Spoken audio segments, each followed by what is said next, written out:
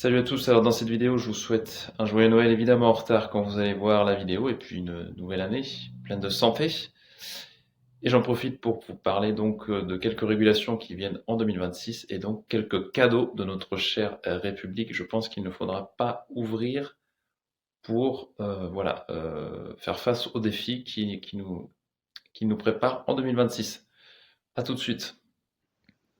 Alors, je tiens à préciser dans cette vidéo que je reçois beaucoup d'informations. Vous savez, les gens m'envoient beaucoup de choses, beaucoup d'informations de la France. Je vous le dis de façon très transparente avec vous, hein, je ne lis absolument rien, je ne regarde absolument rien de ce qui provient de la France, tout simplement parce que je connais le programme, je connais la situation. Vous savez, j'ai de la famille, des amis en France, et pas seulement à un seul endroit, mais qui quadrille bien le territoire. J'ai les réalités locales, les problèmes que connaissent les gens.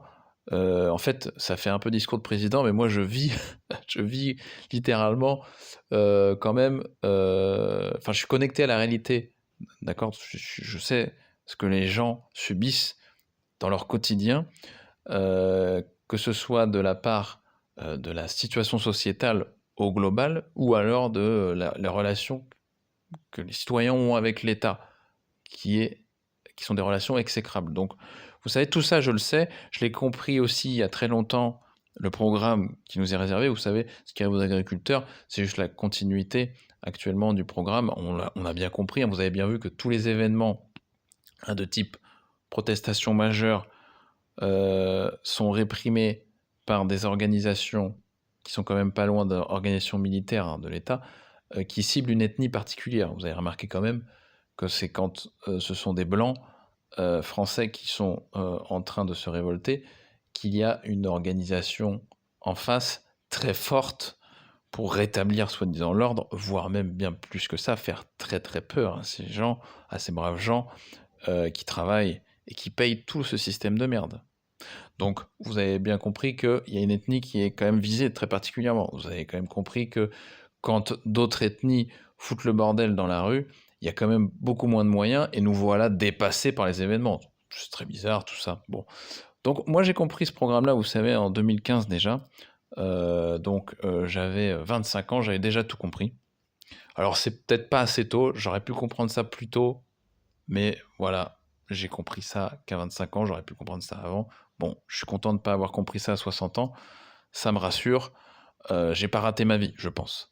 Donc, vous savez, tout ça, je l'ai compris il y a très longtemps, j'ai pris mes dispositions, j'ai organisé ma vie, ma stratégie financière, ma stratégie de vie internationale dans cette mesure, en allant sur donc en m'investissant humainement et financièrement au Monténégro, mais pas seulement.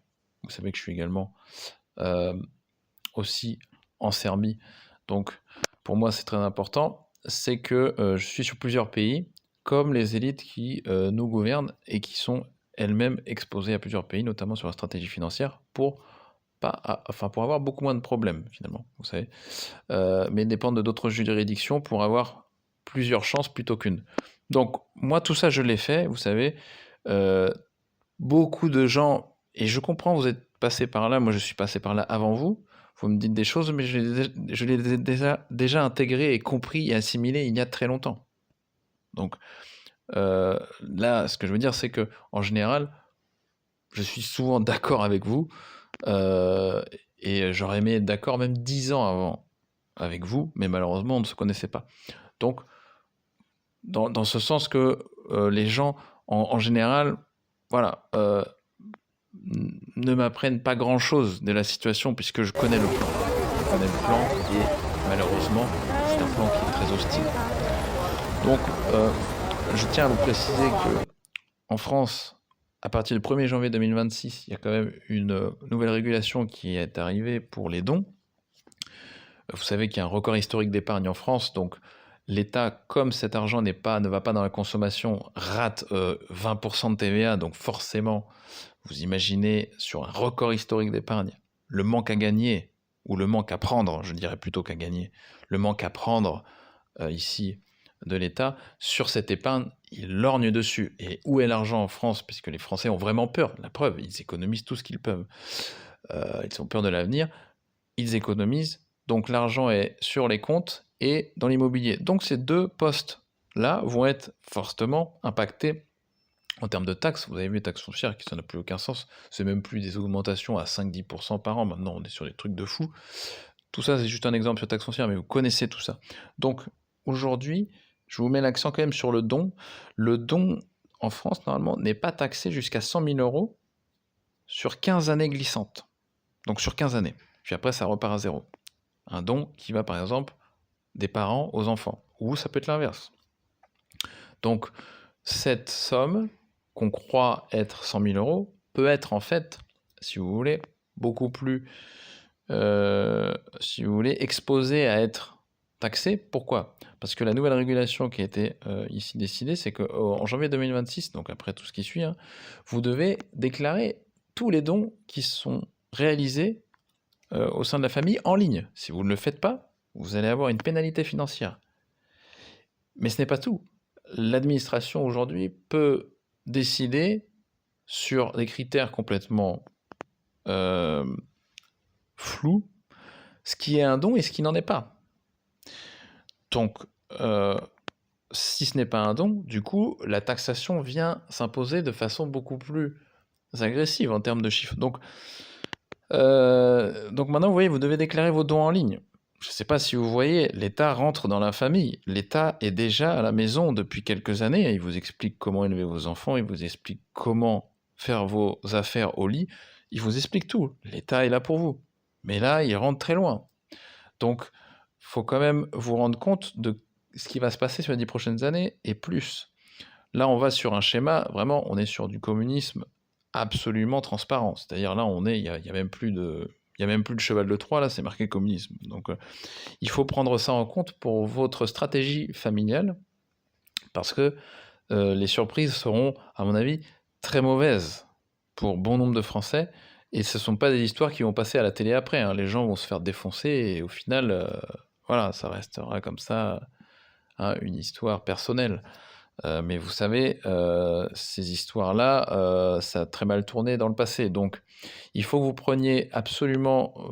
je pense que profitez de Noël, du Nouvel An, puisque c'est des moments où les familles sont rassemblées autour d'une table quand même pour, en plus de Noël, en plus du Nouvel An, faites de bonnes discussions et dites-vous quand même annoncer la couleur, créer des stratégies familiales. Ne laissez pas l'État prendre le contrôle de la famille. Créez des stratégies familiales pour ces successions, pour ces héritages et pour tout ce qui concerne voilà, les flux financiers dans la famille, pour ne pas laisser la stratégie de l'État s'imposer à vous, parce que c'est ce qui va se passer. Je vous rappelle, pour ceux qui ne sont pas au courant, qui n'ont pas vu ces vidéos-là, mais au Monténégro, donc en Monténégro ou par exemple en Serbie, on a des lois qui sont très favorables à la famille sur la transmission du patrimoine immobilier. Vous savez qu'ici, le patrimoine immobilier n'est pas taxable. On ne taxe pas en fait l'immobilier en transmission quand c'est par les liens du sang. Donc à ce moment-là, je donne un exemple, des parents qui vont donner aux enfants une maison, eh bien ils auront juste à payer les frais de notaire, pour que le notaire authentifie cette transmission, cette succession, mais il n'y a pas de taxe. Donc vous n'avez pas du tout là-dessus de poste de dépenses à prévoir. Et donc, je vous parle de ça puisque pour ceux qui sont... parce que j'ai des clients comme ça qui préparent ça depuis des années, et certains qui sont passés à l'action, où justement ils ont investi dans des biens immobiliers qu'ils savent qu'ils vont transmettre à leurs enfants. Et ce bien immobilier étant situé sur le territoire du Monténégro, il dépend de la loi du Monténégro sur la famille et la transmission du patrimoine, donc ici. Et donc, à ce moment-là, vous devez comprendre qu'il est important pour vous d'avoir une stratégie, si ce n'est pas au Monténégro, mais si dans d'autres pays, vous devez prévoir ça à l'avance pour commencer une stratégie d'investissement qui va protéger votre capital immobilier, d'abord le temps que vous le détenez de votre vivant, parce que ça va être un capital immobilier qui va être moins taxé que bien sûr s'il se trouvait en France, c'est évident, et c'est pas très compliqué de le comprendre puisque la France étant le pays le plus taxé du monde. Donc déjà du vivant, vous bénéficiez quand même vous souffler financièrement vis-à-vis des taxes sur l'immobilier et sur la création de valeur de ces biens immobiliers avec des revenus locatifs, vous avez après le gros bonus qui est au moment de la transmission du bien, qui peut se faire de votre vivant, donc sans impôt. Donc à ce titre, donc je vous rappelle que ça c'est valable au Monténégro, en Serbie, et donc je vous invite vraiment à réfléchir, parce que voilà, il y a des gens qui ne veulent pas investir en bourse parce qu'ils ont peur, etc. Si vous investissez dans l'immobilier, pensez plus loin que la France, pensez international et des pays qui sont plus réglo sur voilà, les stratégies de famille. Donc c'est ce que je voulais vous dire aujourd'hui, qui me semble très important pour ces moments que vous allez passer là, Noël, Nouvel An, des moments où on a des grands rassemblements de famille qui sont des moments où bah voilà, on peut se voir dans une très bonne ambiance et parler des choses avec un côté très chaleureux, qui est le côté chaleureux de Noël. Voilà.